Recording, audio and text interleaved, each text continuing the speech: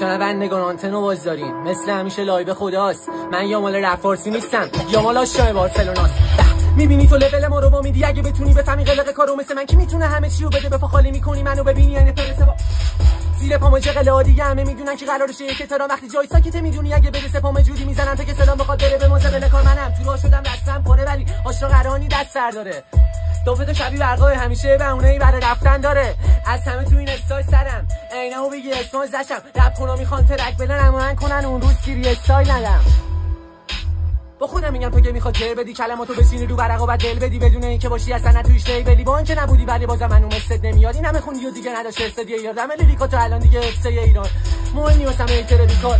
بیا جلو اگه بازی بلدی، اگه فکر میکنی میتونی کنی کاری بعد از این میخوای مثل من شی و نمیدونی با چه طرفی نمیشه. یه ربات رو انداخت واسه قلمی فکرام بودم که همیشه الان نریتم به جا اینکه دیست زدم کفی مدرسه بنتن ساعتش شکونده جیدن چون هرچی میذارم چه میشه شبیه